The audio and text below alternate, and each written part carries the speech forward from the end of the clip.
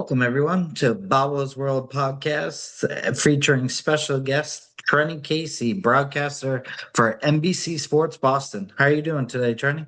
I'm doing well, thank you. Thank you for joining us. We really appreciate it. Thanks for having me. So, you grew up in Wisconsin, right? I did. I did. I grew up in a suburb of Milwaukee. So I'm a big Packers, Brewers, Marquette fan. Nice. So, how did you like growing up there? It was great.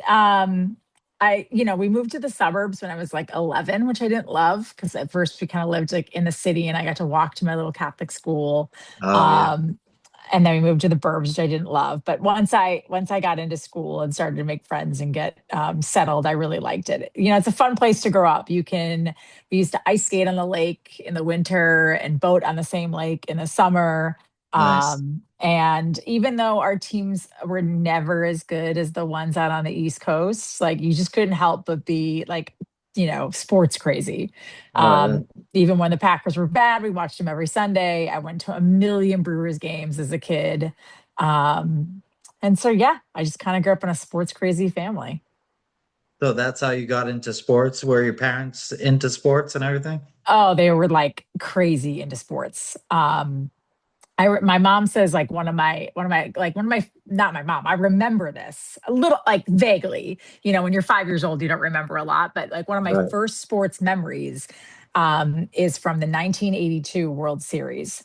The Brewers, I think they beat the Angels in the ALCS, although it might have been the Yankees. That I don't remember, but I know they played the Cardinals in the 1982 World Series, and everyone thought they were going to win, and they lost in 7 games. And I was like, inconsolable. Like I cried, but like because it's Wisconsin and it's the Midwest, they threw a parade for the team. So Yeah. that's like one of my first like my real like vivid like sports memories from that age. I remember when they got into the World Series. So my parents, I think we're at the game, but I remember being at my grandmother's house and like standing. She had like a upstairs, downstairs duplex with my great grandmother below. And I remember she had like a little balcony off the living room. And we watched the game on like the old school console, like 80s TV. And we took like pots and pans and we were banging them outside. And everybody was celebrating that they went to the World Series. And then even after they lost, I remember they held a parade for the losing World Series team. They held a That's parade. But I remember being like, I remember bits and pieces of it. Like I remember being on my dad's shoulders. I remember seeing like Robin Yount and Paul Molitor. So like it's like little things like that I remember from that time. But yeah, that's why I love baseball. Like a lot of my childhood memories are from going to baseball games. It's great. Yeah, we went to a lot of Red Sox games because they used to be like $10. Now Oh, they're Oh astronomical. my God. It's funny, like, because I still try to go back and catch a Brewers game whenever I Mhm. can. And I did work for them for a time. I was their sideline reporter their 2008 season, which was the Okay. first year they went back to the postseason since 1982. And I've managed to keep a pretty good relationship with like some guys in the front office and in the PR department. So they're pretty good about like getting me tickets when I come home. But like my brother goes to games a lot and they can sometimes get tickets right behind home plate for like 100 or 150 bucks. Like you Nice. can barely sit in like the upper grandstand Wow. at Fenway Park for that. So Yeah. it's and like when we were kids, I was just telling this story somewhere on the radio the other day. Like I had a ton of money growing up, but like my parents, we used to drink. I mean, this is the 80s, so we drank a lot of Kool-Aid and ate a lot Yep. of Oscar Mayer hot dogs. And Yep. you could save the UPC code, and if you had X amount of them, you could trade them in and get an upper grandstand ticket at Yeah. Old County Stadium. And that's how like my dad used to take me. And at that time, it was just me and my sister. My brother wasn't born until 1984, and he was like too little. But I do remember when Robin Yount was going for his 3,000th hit in September, I think it was September of 1992. I mean, I remember this at this point. I'm a I'm in high school or like late middle school, like eighth or ninth grade. I remember going to games night after night after night, buying tickets in the bleachers, my dad getting us tickets in the bleachers. And one night there was a rain delay and we just huddled under. I mean, this isn't like now where everything's enclosed and stuff. Like we huddled under a little awning as it poured rain because my dad's like, well, what if we leave? And he comes back and he gets his 3,000th hit. But we were Yeah. there. I was in the right center field bleachers when Robin Yount hit his 3,000th hit, and he rode around on the warning track on his Harley Davidson, and so yeah, a lot of good memories. That's so cool. Yeah, I mean, here in New Orleans for the Pelicans, people aren't like as into the Pelicans as they are the Saints. So like here you could get like very close, if not courtside seats for like $200. Oh my When god. in Boston it would be like maybe $3,000 or Oh my god, something. like, and that's on like a night when like the team they're playing isn't very good. Like that's like Yeah, face value, right? Like not even like right, an upsell or a resell ticket. right. Yeah, different world up here, but you know that Yeah. because you grew up here.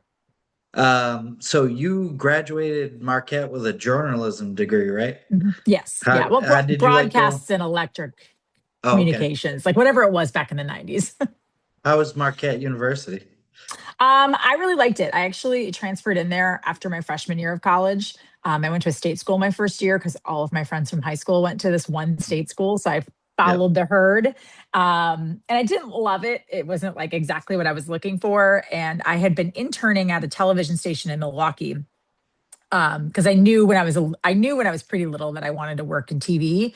And then I realized like late high school, early college, I wanted to work in TV sports because when I was growing up, there weren't a lot of women to like look up to. yeah, yeah, And we didn't have cable. And I didn't have cable TV till I went away to college. So I didn't like watch a lot of Sports Center. So I didn't see like the Linda Cohns and the Hannah Storms early on.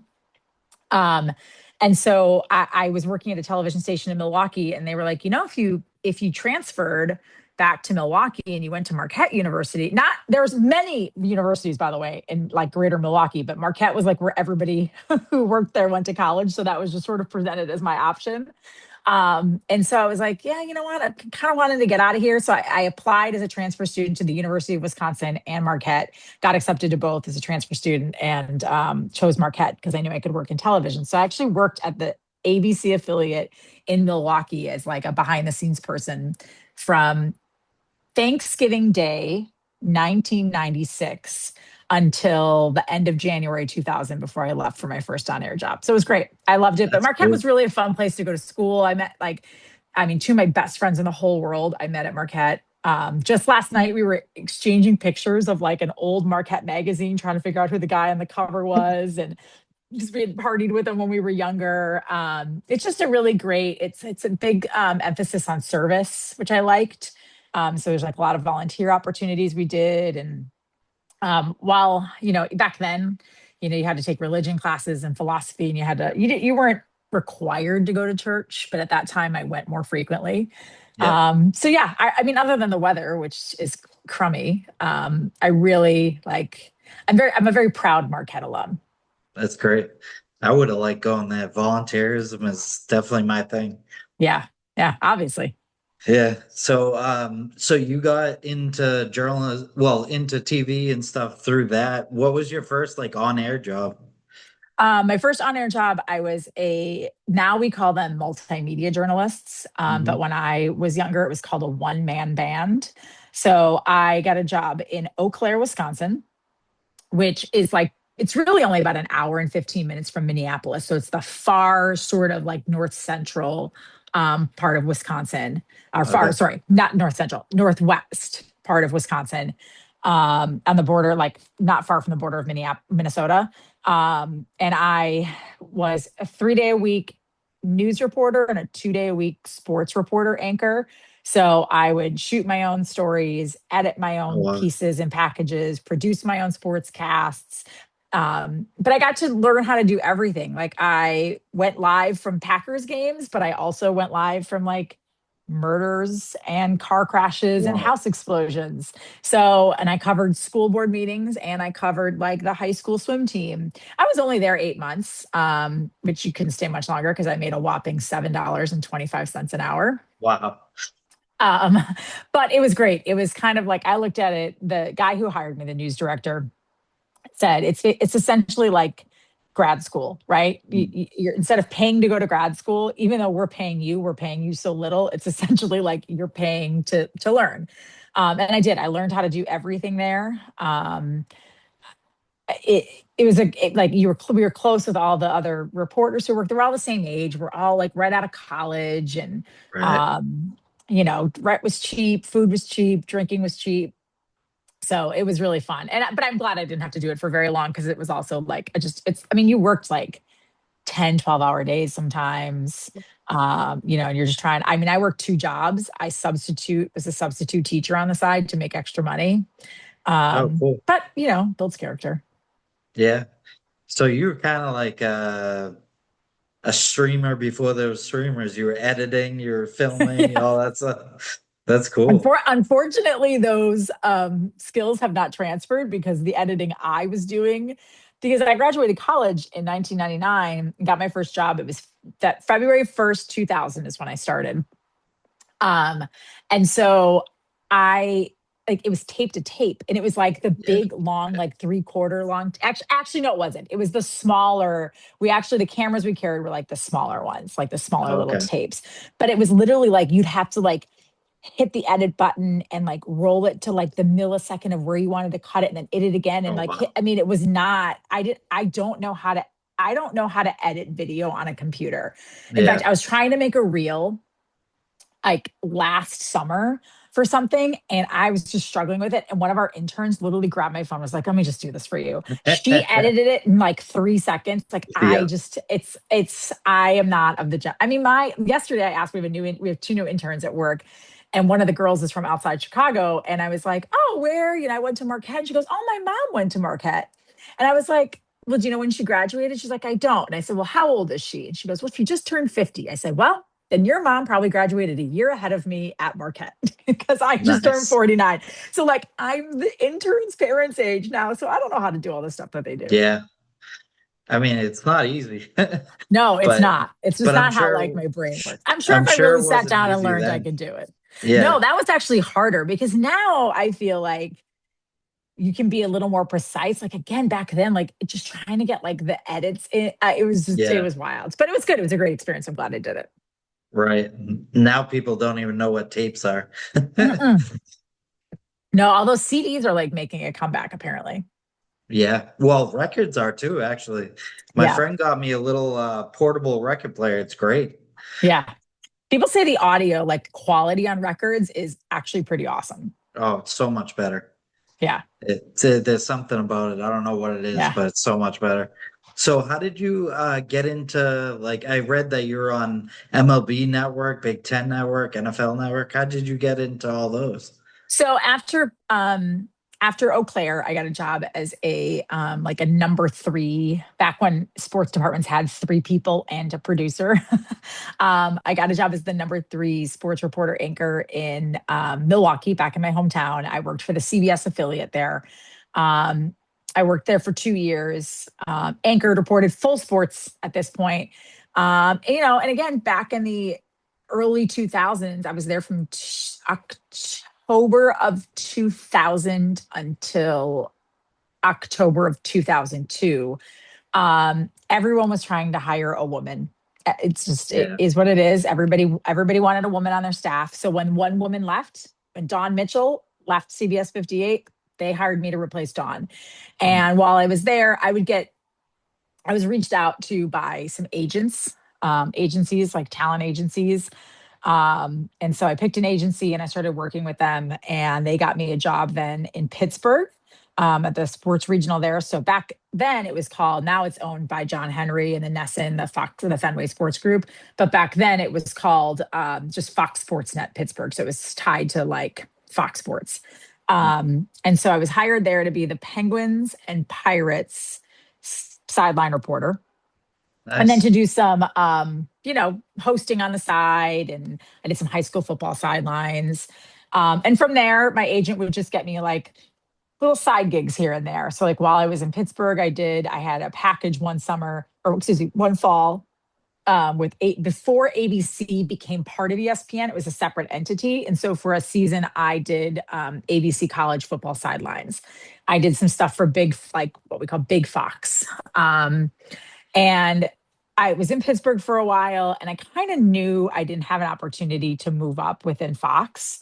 I wasn't really a Fox type girl, and so mid halfway through like my third contract in Pittsburgh, it was a big risk. I actually asked out of my contract. I didn't want to live in Pittsburgh anymore. I didn't like it. I knew I had a possibility to get a job back in Milwaukee, working with the Brewers.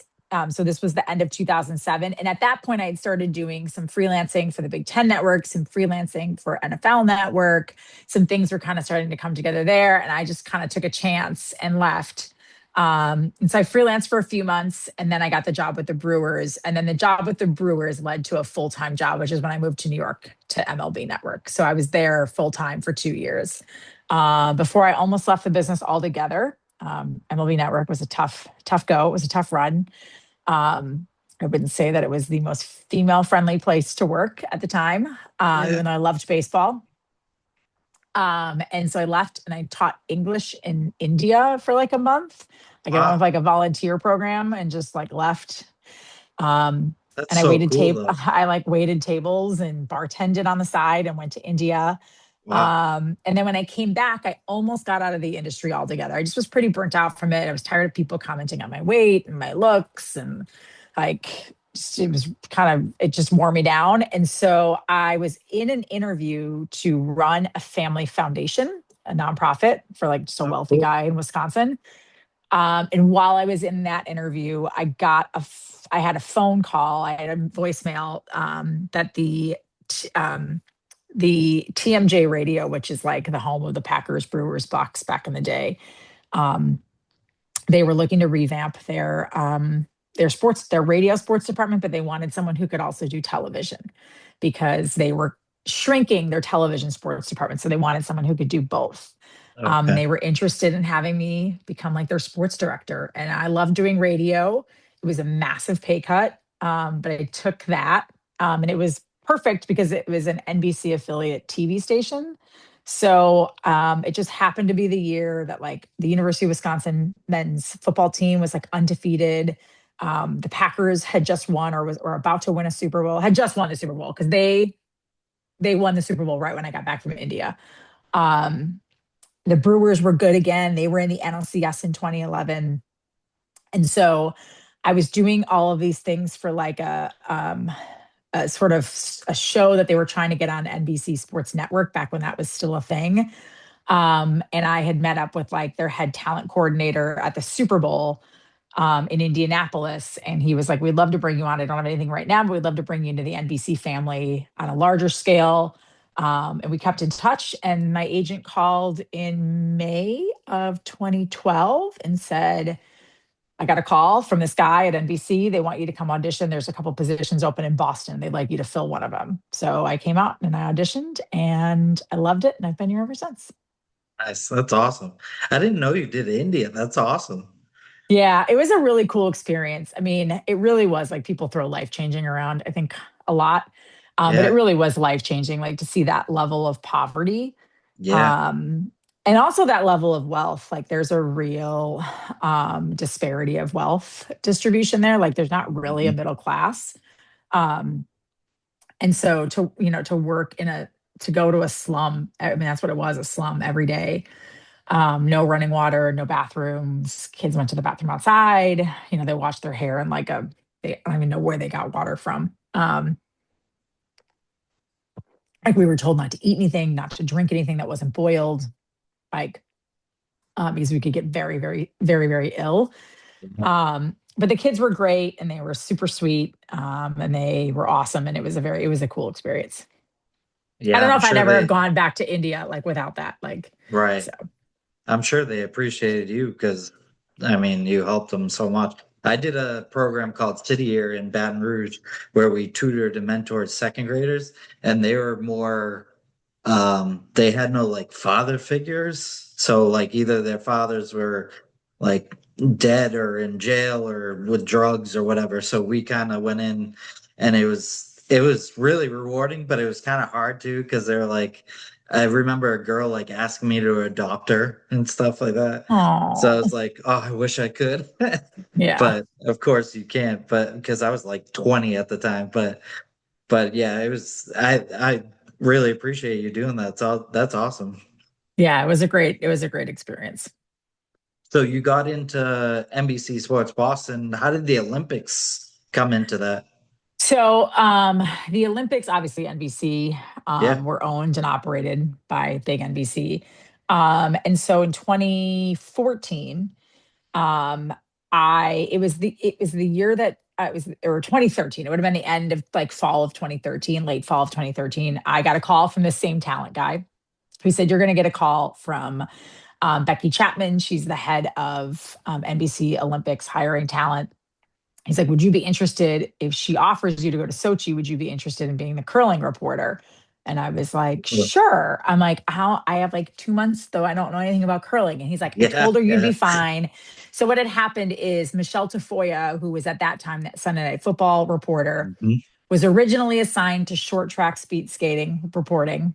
She, after a long football season, understandably didn't want to then leave her family and go to Russia. And so they were scrambling Yeah. and they moved Okay. Steve Sands from the Golf Channel, who was originally the curling reporter. They moved him to short track speed skating.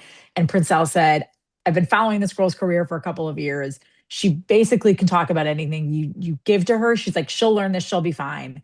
And so I got the job and it went well enough that they've asked me every Olympic since. That's awesome. So you just did a deep dive on curling Just and learned. yeah, and it's so funny. Like we were talking about like different ways you can watch stuff. Like they sent me a huge envelope, like padded envelope of curling DVDs. Oh And wow. I watched old curling, and like by that point I had missed like the trials were done. Like usually, so the next couple of times that I did curling, I also did it at the 2018 Olympics in Pyeongchang before I moved to the studio after for the 2024, 26, no, 24 Paris games. Yeah. Um, I did curling in 2018. And like at that point, I was doing like curling night in America. I was going to all the Okay. trials and stuff. So you get to know the athletes, you get used to them. Like I was thrown into this, like everything had been done, the teams had been picked.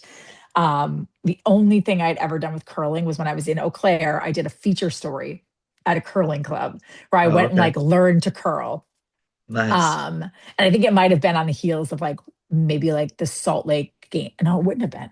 No, it would have been like way earlier than that. Maybe it was, but it doesn't matter. But anyway, I did one feature once on curling, and I was like, yeah, I can handle it. It's fine. There's a house, there's a rock, it's fine. Yeah. But now I feel like I know so much about it. Like I follow the athletes, I follow the Yeah. tournaments, yeah, or the bond spiels. So yeah, it's great. It's a great sport. It's great people. They're all like Midwestern. They're all like upper Midwesterners. So everybody's really nice. Yeah, it's one of those sport. I don't know. I just turn on the Olympics. It's one of those sports that I just get fascinated with. I Like know. just find myself watching it for hours. And I'm like, why do I even like this? But it's I fun. know. It is. It's also like I kind of liken it to like if you have like a baseball tournament, like a baseball game or like a golf tournament on like a Sunday afternoon, and you're just doing things like you can do other things and still Yep. be engaged in the game. Like you don't have to watch every single at bat. You don't have to watch every Yep. single stone that's thrown. Like you can kind of keep up with it because it's 10 ends and it like moves a Yep. little bit slower. So it's just sort of like relaxing and soothing. It reminds me a lot of my nana used to watch on I forget what the channel was, but it was like channel 2 or something like that in Boston. The bowling network. Oh yeah, yeah. Yeah, she would watch that all the time. I'm like, really? You watching this? And then never inevitably I'd be sitting down for like 2 hours watching it with her. It is, it's like, and also I think because like you can go to a bowling alley and Yeah. bowl, like Yep. there's a feeling of like, oh, I can do that. Like we all Yep. know we Yep. can't golf like a pro golfer, we can't play basketball like a pro basketball player, but we all think like, how hard can it be to throw like a 300 game? It's spoiler alert, it's Yeah. really, Yeah. really hard. And like Yeah. when people try curling, they're like, oh my God, this like they make fun of the athletes all the time. Like, oh, they're just beer drinking, like, overweight guys. And I'm like, you really can't be anymore. Like you have to have power, you have to have stability. Like Yeah. throwing a 42-pound rock, gliding basically in pigeon pose out of the hack is Yeah. and putting it at the exact right speed at the exact right target is unbelievably difficult. Yeah. It's kind of like you have to be perfect every Yeah. time.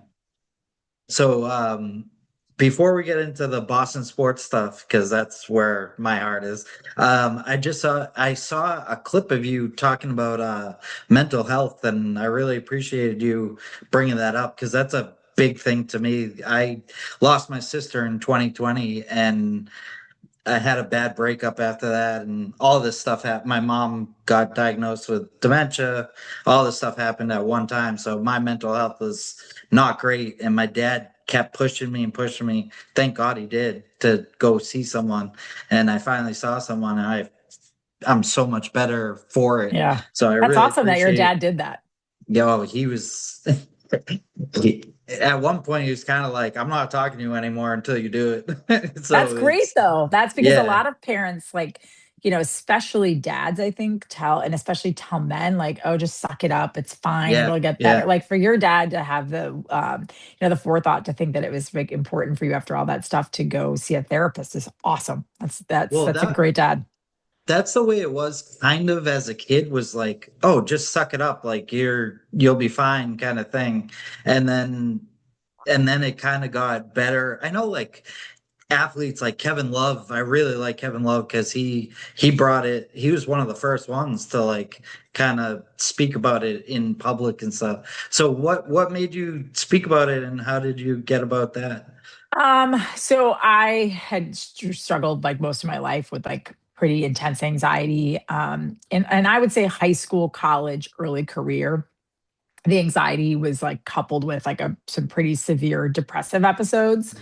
And in 2012, right before I got like right before the whole everything started with NBC Sports Boston, there was a local magazine, Milwaukee magazine, so like same as Boston magazine, just in Milwaukee. Was going to do a piece on me. Like it was this local writer, and he was just going to be like, she comes like it was going to be basically about all these like other wild, crazy things I did, like climb mountains and run marathons and stuff. It was just me Mhm. like a feature story. And I was sitting in the Brewers press box covering a Brewers game in May of 2012, early May, and it came across Twitter that Junior Seau had died by suicide. Yeah, And yeah. I don't know I always say this, like I didn't cover Junior, I didn't know him. I think maybe I had like stuck a mic in his face once.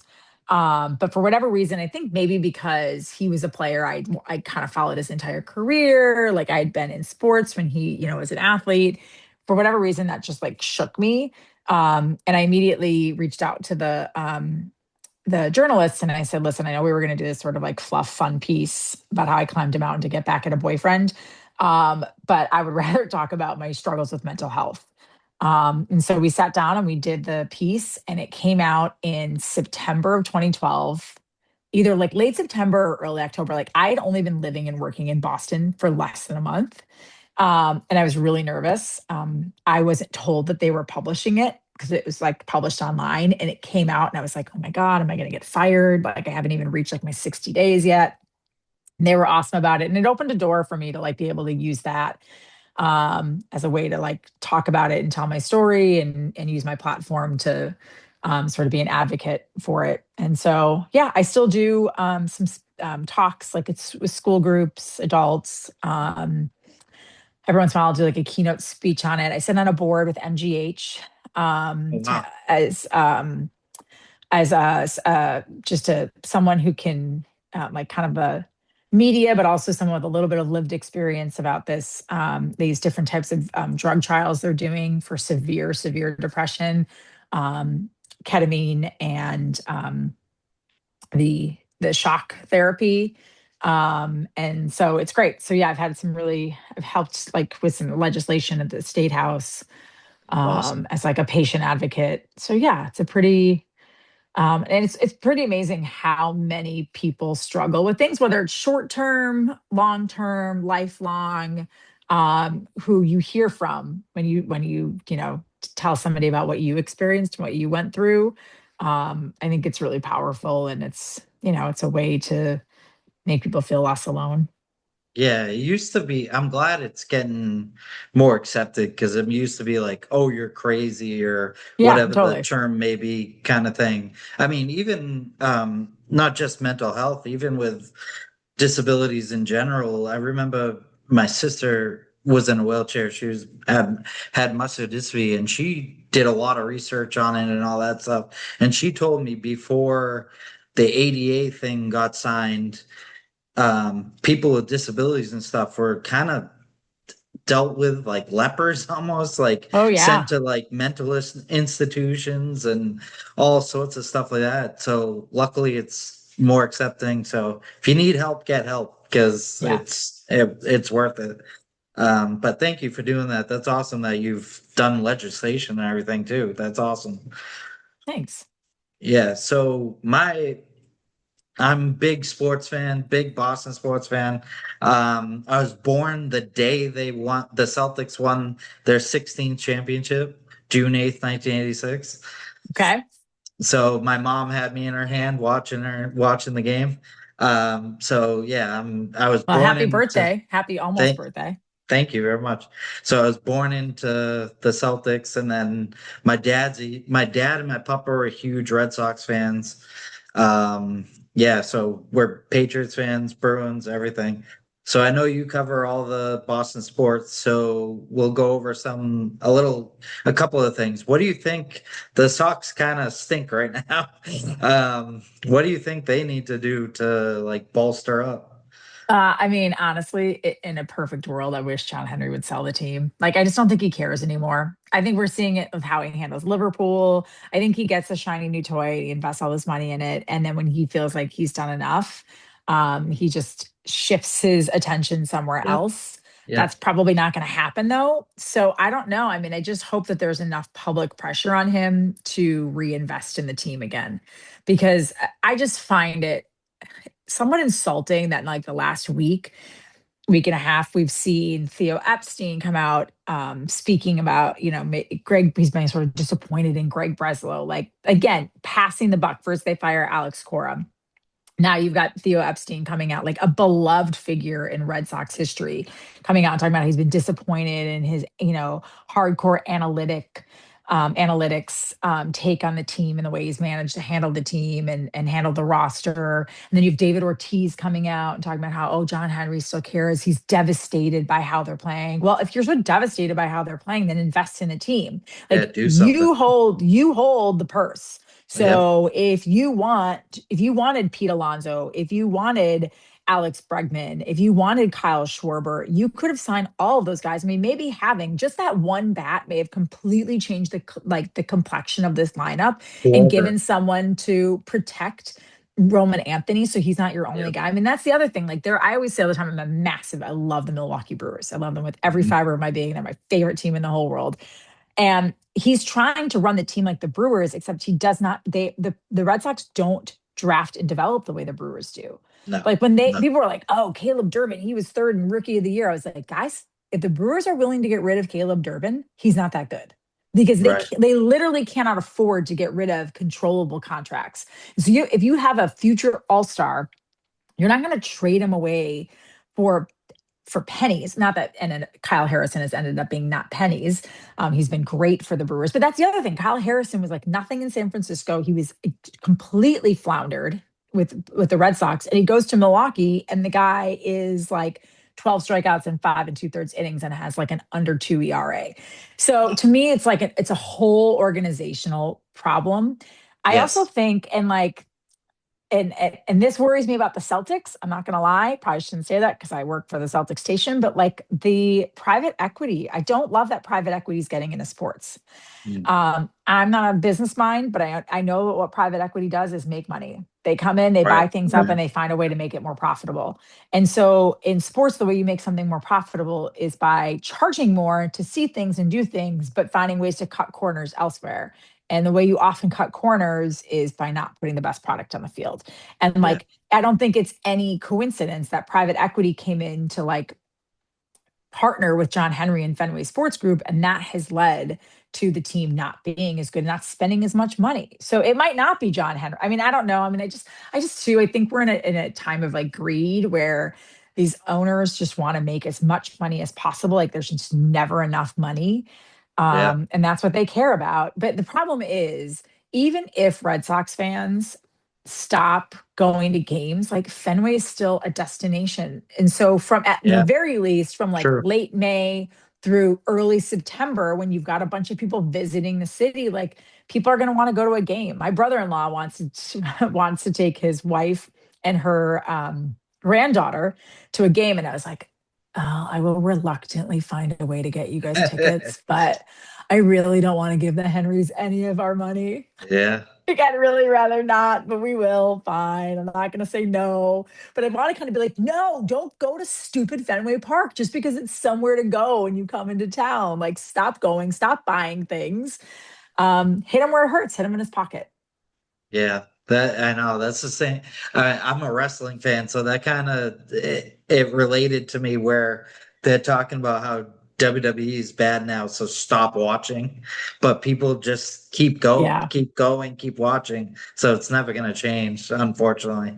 But so for the Pats, how do you like the AJ Brown trade? I thought it was good, but hopefully he's healthy and not a headache. But he seems to get along with Vrabel, so.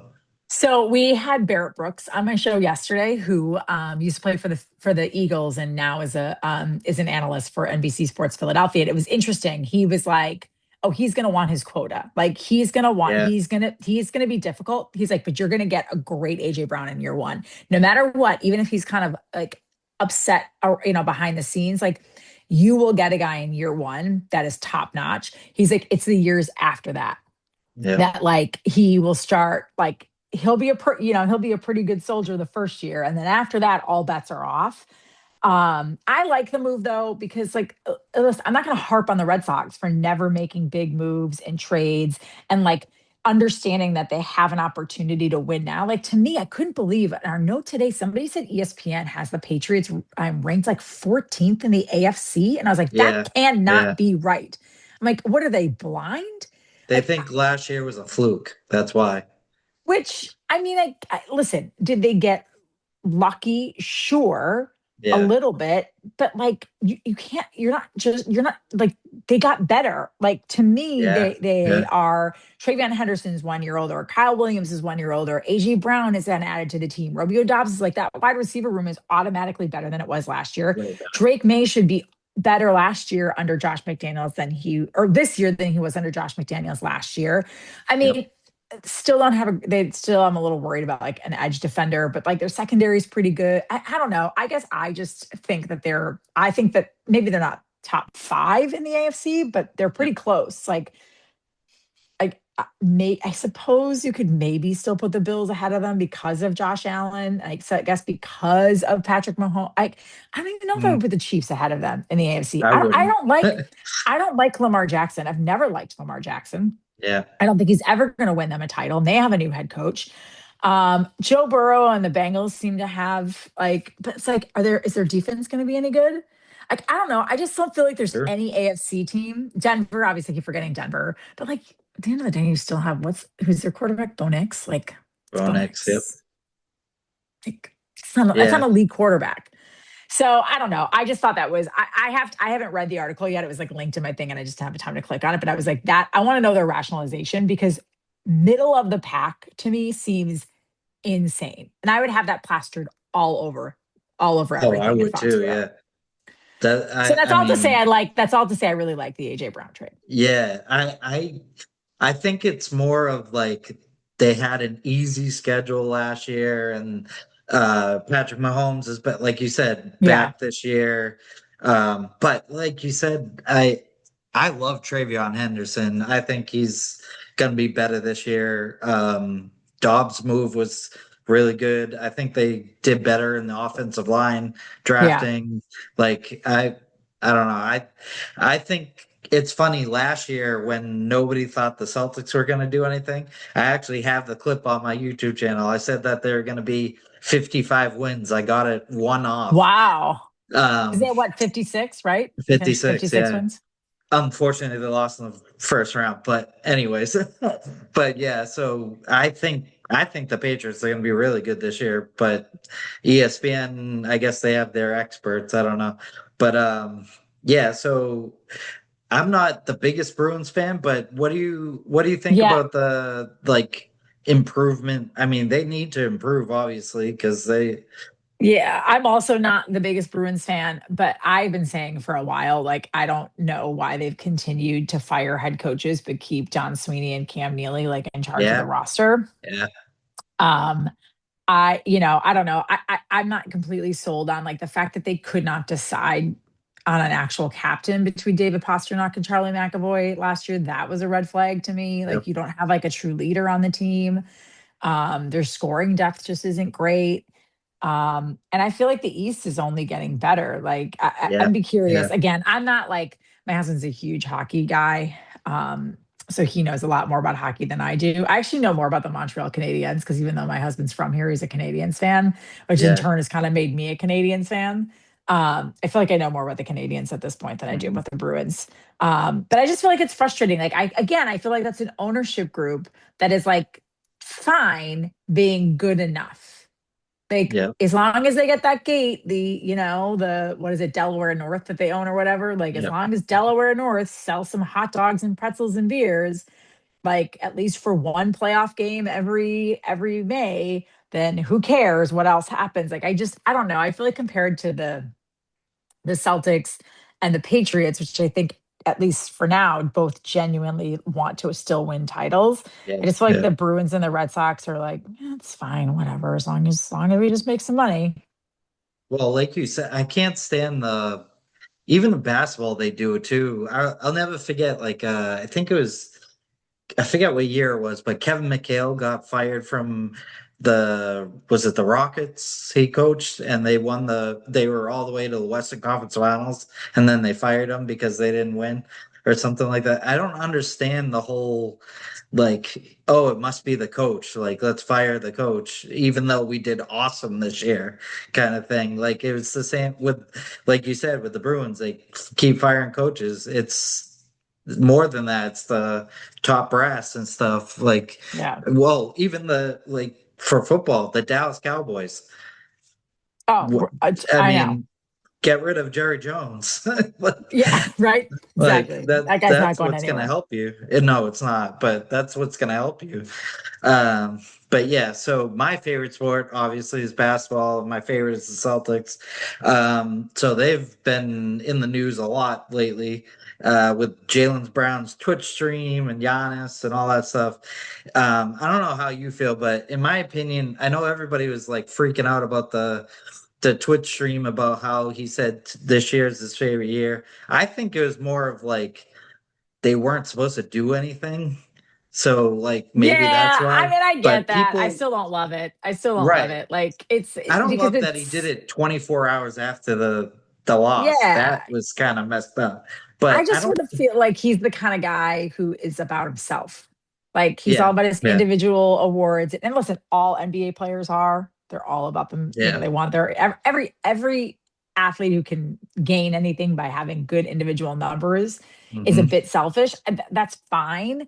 But like, I also feel like he loved this year because he was the guy. And I think that's Right. Yeah. always been the push pull for him and Tatum and why everyone's always wondered how long they can stay together. Like, I think they coexist. I don't think they dislike each other. But Mm. like, I do Yeah. wonder if next year, like now that Jalen has gotten a taste of being the guy, is he going to be okay to kind of, because he's not going to surpass Jason Tatum. He's just not. And I'm curious, and I'm curious if Brad Stevens moves him before that happens. Like, there's so many rumors again. Like, apparently, there's like the Rockets, the Pelicans, the Bucks. Like, there's all these teams that are maybe interested in acquiring him, Yep. and I don't know. It'll be interesting to see what happens. The I have no Pelicans. problem with them breaking up the Jays. I Yeah. think that they could maybe use a shakeup, but I know I'm sort of in the minority there. I don't want them to break up the Jays necessarily, but the Pelicans is interesting because I live in New Orleans. So it'd be kind of funny to have Jalen Brown come here and get to watch him. But but that would be with I guess it would be like a package around Trey Murphy, who is I've seen him up close and personal. He's good. Yeah. Unfortunately, he was injured last year, but he's good. But what about in my opinion, I wouldn't give up Brown for Giannis because Giannis has been injured lately, but there's been rumors of trades around like White and Hauser and picks for Giannis and get the big three going. I don't know. Yeah, I mean, I don't know how that would work monetarily. Like that would Right. be like Yeah. you'd have three max guys. I don't know if you could, I don't know how you pay that. I don't know how that Yeah. works. I also don't know if that's just like too many big stars. I would be shocked if the Bucks would take Derek White, Sam Hauser, and like it's not like the Celtics have good picks available. Like they're so No. consistently good No. that Yeah. you're not getting a lottery pick. And the Bucks traded so much draft capital away to try and win that title back in 21. And afterwards, that they're kind of like the Celtics. They're kind of hamstrung in like where their picks are and what kind of picks they have. Like, I don't know if they may not even have like a first round pick until 2030 or something crazy like Yeah. that. Um, so to me, the like I've been hearing about like Houston maybe being a Yeah. part of a deal, or like even Oklahoma City, like Chet Holmgren hasn't lived up to like expectations. Like, could they swap Chet Holmgren out? Giannis in? Like, could it be a 3 or 4 team trade? I think it's really fascinating. I don't.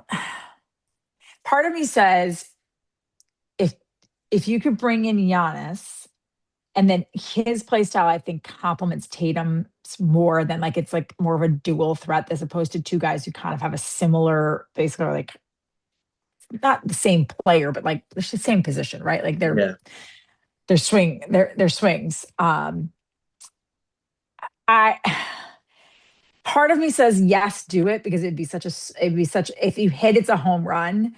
But one, I always worry about anyone who has calf strains because I think that's Yep. just like a layover on your way to a blown Achilles. Achilles. Yep. And I don't know, I just think he's kind of become a dink. Like he's someone who also has to bring his brothers everywhere, and he seems sort of phony to me. Like this guy who's like Mr. Yeah. Nice, guy who used to love living. And this isn't like a Milwaukee thing, but it's just like I don't know.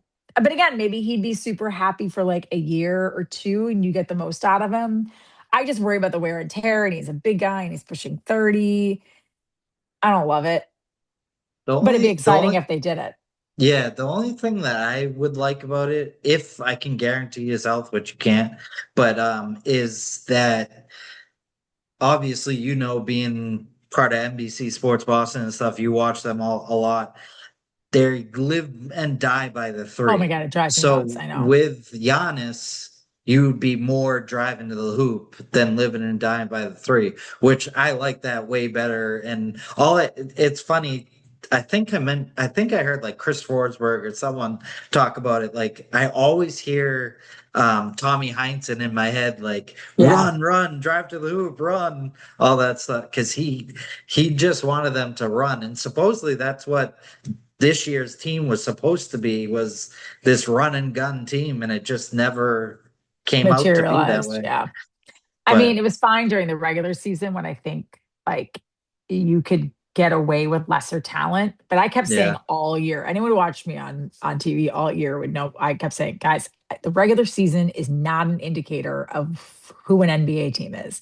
right. Like Yeah, the postseason is wildly different. I'm like, I think their warts are going to show in the postseason, and they yeah. showed in the postseason. Because it turns into a half court game and slows Yeah. down and stuff. And I hate my biggest gripe with the Celtics, I don't know if you feel the same way, other than the three thing, is when they turn into like the hero ball and they Oh, dribble the ball for like 22 seconds, and then they're like, oh crap, and shoot.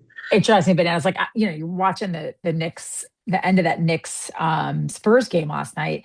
Like the ball movement by New York, the second chance points. Like even though they like went cold for like Mm, 3 of the last 5 minutes of the game, it didn't matter because they only allowed the Spurs to score. I think like they went on like a 9-0 run if you include those two yeah, free throws by Wemby, and then the Knicks flipped it and finally started hitting some of their shots. But like, if you don't get those rebounds and give yourself an opportunity, another 24 seconds, like that ball just goes up the court. And suddenly it's so out of reach because you've given San Antonio so many chances. But Right. just like the way they crash the boards and like the hustle plays, like I feel like that has been, like that's been missing for the Celtics. I agree. Yeah. And obviously with Wemby and everybody, you're gonna have to get better at the big man and all that stuff. Yeah. But we'll see what happens with them. So to end this, I like to go into what I call the lightning round, and it's Okay. just getting to know you better. So who was you said you were really into baseball. Who was your favorite baseball player growing up? Robbing out. Okay. And what was the other question? Oh, so you were more into baseball than any other sport, right? Yeah, but I loved football and I mean, I liked Oh, okay. everything. Yeah. So was your guy Brett Favre?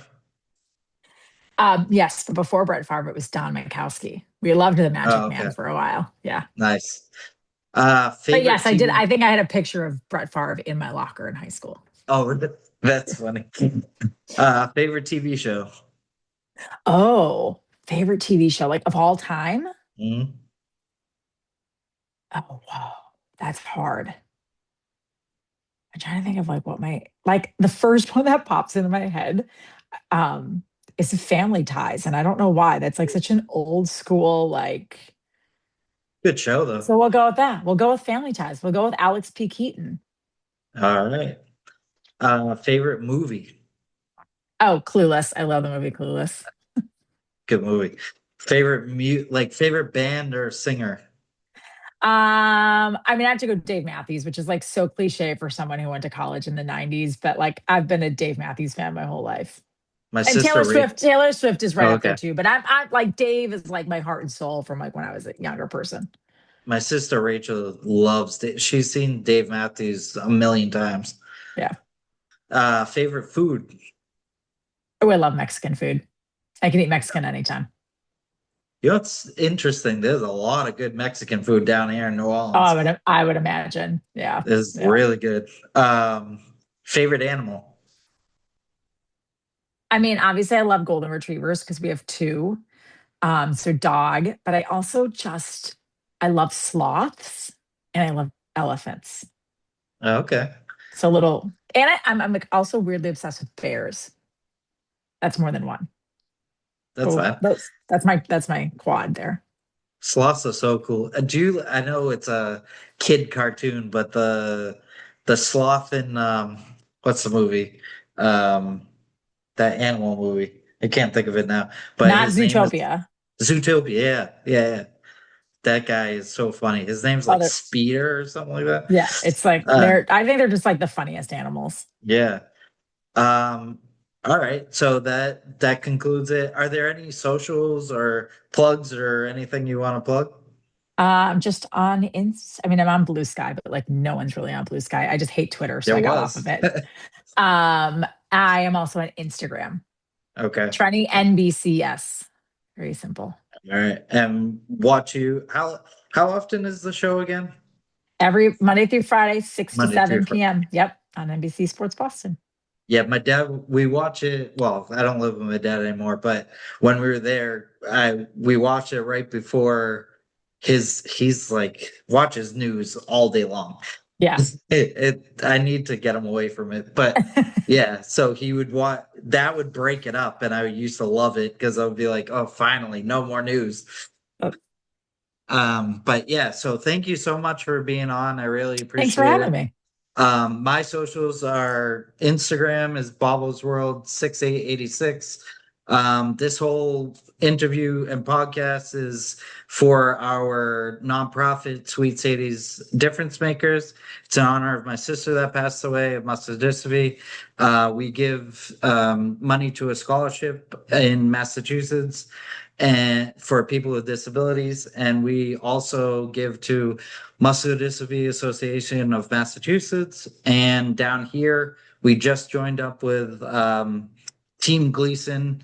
It's Oh, awesome. Steve Yeah, Gleason played for the Saints. So we had a lot of family members that passed away of ALS, unfortunately. And so he does amazing work with ALS and he's living with ALS himself. So yeah, go to sweetsadie.org, donate today, and we'll have our event November 28th, 2026 in New Orleans. So thank you all for watching. Thank you, Trenni. Really you got it. appreciate it. And Nice to have a meet you. great day. Nice to meet you too. Have a good day. Thanks.